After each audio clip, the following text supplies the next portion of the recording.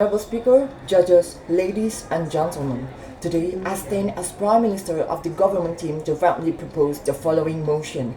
This council will impose a heavy tax on manufacturing companies that automate the majority of their workforce. Firstly, let me explain the definition of automation. The manufacturing companies in question are medium to large entities engaged in industrial production. In example, automotive, electronics, textile, and etc. Automating the majority of the workforce means that more than half of the work that was previously done by humans is now done by automated systems such as robots, such as artificial intelligence, such as digital control machines. A large tax refers to an additional tax burden beyond the regular rate, which is progressive in nature according to the proportion of automation and company profits. Here is the policy model that we will implement as the government. Firstly, progressive tax will be imposed on companies that automate more than 50% of the workforce. Number two, the tax scale will be adjusted according to the level of automation and the profits gained from such efficiency. Number three, the funds from this tax will be used for A. Retraining and reskilling affected workers. B. Investment in public services, such in example, education, healthcare, social security. And C. Incentive for SMEs that still employ a significant number of human workers. Mass automation does not merely replace humans, but eliminates jobs altogether. This creates structural unemployment, a condition in which millions of people cannot work not because they are lazy, because they are too lazy. Because of what? Because their jobs no longer exist. What is the result? Number one, the purchasing power of the people falls dramatically. Number two, the informal sector grows unhealthy. Number three, the state must bear a higher social security burden.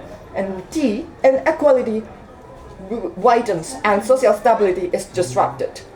Ladies and gentlemen, that's why, firstly, taxes as corrective measure for the impact of structural unemployment. That being the case, by imposing a large tax on companies that trigger this disruption, the state can mitigate these negative impacts and redirect some corporate profits to fund social programs. This is not a punishment, it is compensation for the burden they have caused. Ladies and gentlemen, companies gain high efficiency from automation, saving in wage, increased productivity, and increased profits. But who have benefits? Capital and shareholder, while workers lose their jobs. The value point secondly is fairness in the distribution of automation benefits. This creates economic inequality. The rich get richer, the poor fall further behind. Through this tax, the state implements the principle of redistribution, taking a portion of the economic surplus and redirecting it to sectors in need: education, public services, and social protection as example. We are not against efficiency, but we can believe that efficiency without justice will only deepen the divide of inequality. Behind the progress of automation technology, ladies and gentlemen, can solve lies a fundamental question about the fairness of its distribution. When a company replaces thousands of workers with machines, it saves on wage costs, increases production capacity, and reaps huge profits. However, if we look at who benefits from this efficiency, the answer is always the same: capital owners, shareholders, and a small light group of managers.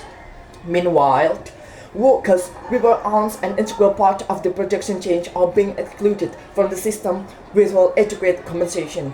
Here lies the structural inequality. First, communist economic surplus, while the broader society bears the losses. Thus, the state's role is not merely to allow the efficiency process to proceed unchecked, but to ensure that the benefits of efficiency are not concentrated in a single pocket. In the long term, ladies and gentlemen, the equitable distribution of economic outcomes will create stability and trust in the system.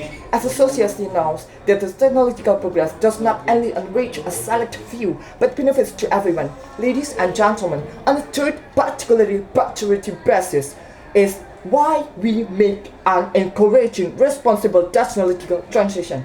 With hard regulation, companies will be encouraged to replace humans as quickly and as much as possible. They will only see short-term profits without considering the impact on workers. This progressive tax policy creates incentive. Number one, retrain the workers. Number two, adapt automation gradually. Number three, create more adaptive hybrid work models.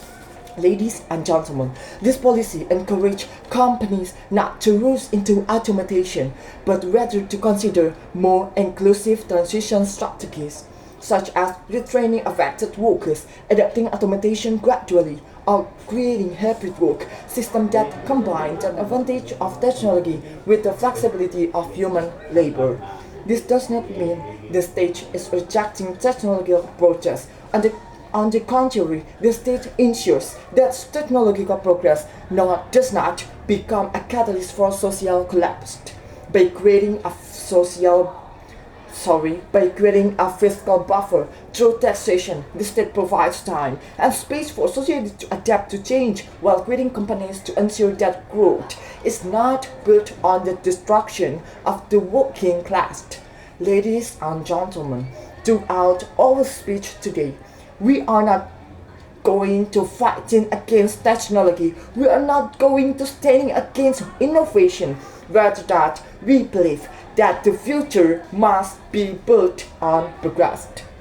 But we also believe that the progress shall not come at the expenses of the dignity of millions of workers. Ladies and gentlemen, we have to know the tax we are fighting for today is not merely a fiscal policy.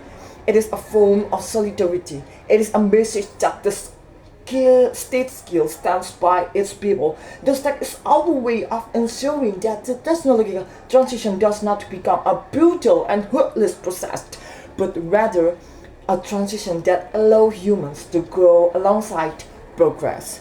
Ladies and gentlemen, therefore, for economic justice, for social protection, and for a future that does not forget humanity, we stand today with full conviction, supporting this motion, and thank you.